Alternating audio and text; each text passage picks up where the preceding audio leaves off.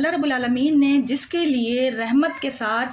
اس کے دل کو کشادہ کیا ہے صحیح قرآن اور سنت کو سمجھنے کے لیے، تو اللہ رب العالمین اس کے لیے سمجھنا آسان فرما دیں گے۔ اور اللہ رب العالمین نے اس حدیث مبارکہ کو بیان کرنے کے لیے اللہ تعالیٰ نے آپ کو ذریعہ بنایا ہے، ورنہ شاید یہ حدیث میں کبھی اپنی کلاس میں اس طرح بیان نہ کر پاتی کہ قرآن مجید کا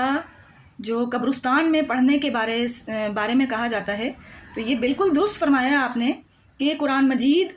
یا نماز پڑھنا قبرستان میں جائز نہیں ہے۔ بالکل ٹھیک بات ہے، یہ صحیح حدیث سے ثابت ہے، صحیح بخاری شریف کی حدیث مبارکہ ہے، آپ علیہ السلام نے نماز پڑھنے سے اور قرآن مجید کی تلاوت کرنے سے قبرستان میں منع فرمایا ہے۔ قبرستان کے اعتبار سے اور بھی چیزیں آتی ہیں کہ وہاں پر کثرت سے ہجوم لگانے سے یا بلند آواز میں اس فوت شدہ شخص کے لیے، میت کے لیے تعریفی کلمات ادا کرنے سے، ان ساری چیزوں سے منع فرمایا۔ لیکن ایک چیز جو ہے وہ بتا دینا بہت ضروری ہے کہ آپ علیہ السلام نے خود بقیع غرقد میں جا کر نماز جنازہ جو ہے وہ ادا کی ہے، تو نماز جنازہ پڑھی جا سکتی ہے۔ اب نماز جنازہ پڑھنا یا اس کے علاوہ کی نماز جو ہوتی ہے اس میں پڑھنے کے اعتبار سے فرق ہے۔ اس کو آپ جو ہے وہ کشادہ نظر سے دیکھیں تو سمجھ میں آئے گا کہ جب ہم عام نماز پڑھتے ہیں، جو فرض نماز ہے ہماری 5 وقت کی جو دن میں ہم نمازیں ادا کرتے ہیں، اس کے جو ارکان ہیں اس میں صرف قیام نہیں ہے بلکہ رکوع بھی کیا جاتا ہے، پھر اسی کے بعد دوبارہ قیام کرنے کے بعد پھر سجدہ بھی کیا جاتا ہے۔ یہ سارے ارکان فرائض میں شامل ہیں ہماری 5 وقت کی فرض نمازوں میں۔ لیکن یاد رکھیں میری بہنوں، جو جنازے کی نماز پڑھی جاتی ہے اس کے اندر صرف اور صرف قیام ہے،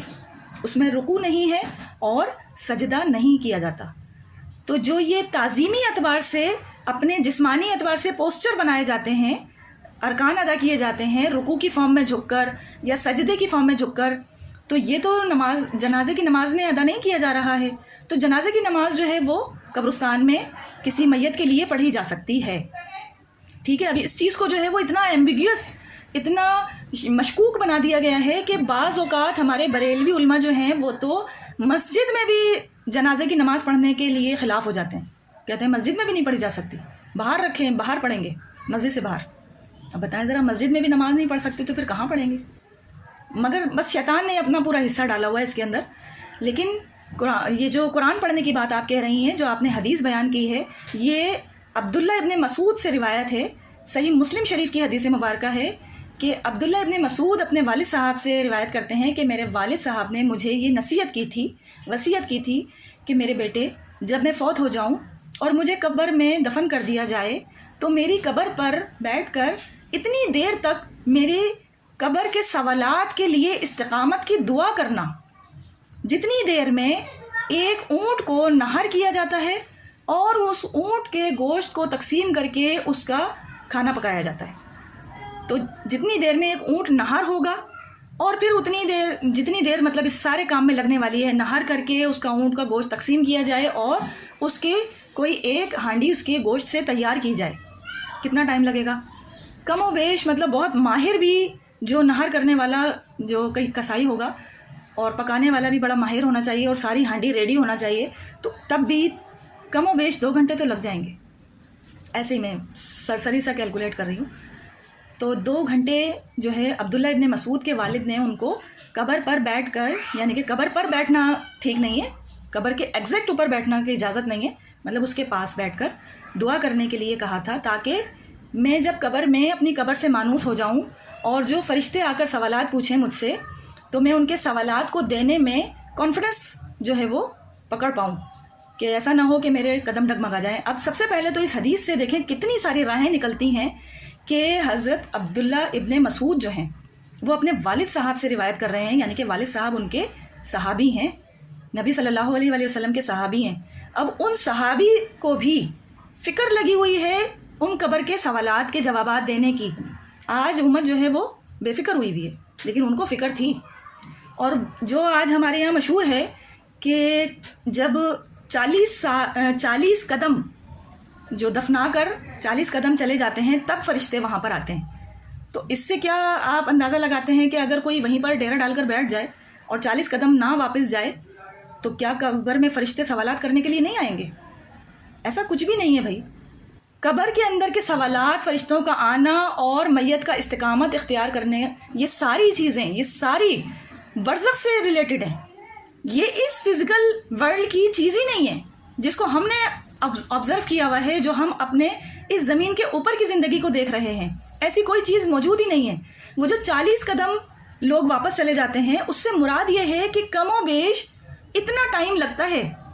جب قبر میں میت کو اتار دیا جاتا ہے اور فرشتوں کے آنے میں.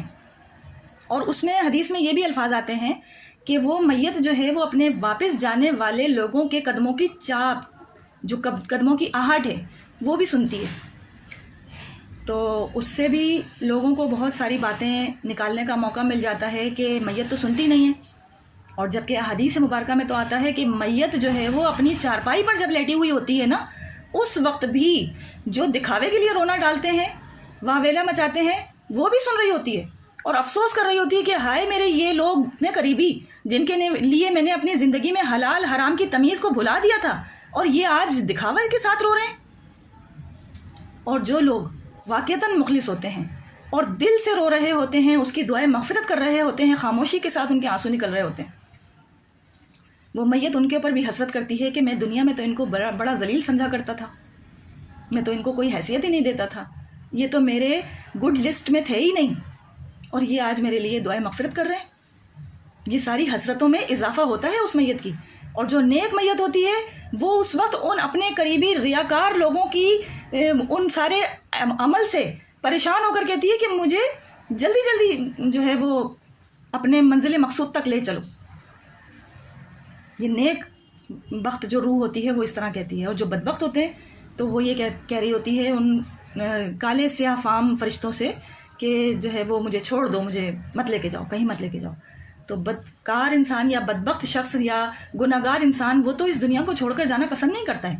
جیسے پسند تو کوئی بھی نہیں کرتا ہے، سب لوگوں کو جو ہے وہ بڑی لمبی عمر کی خواہش ہوتی ہے. نیک جو لوگ ہوتے ہیں، نیکوکار لوگوں کو اس اعتبار سے لمبی عمر چاہیے ہوتی ہے کہ وہ زیادہ سے زیادہ نیکیاں جمع کر پائیں، اپنے رب کو راضی کر پائیں، اپنے نامہ اعمال میں نیک اجر جو ہیں وہ لکھوا پائیں،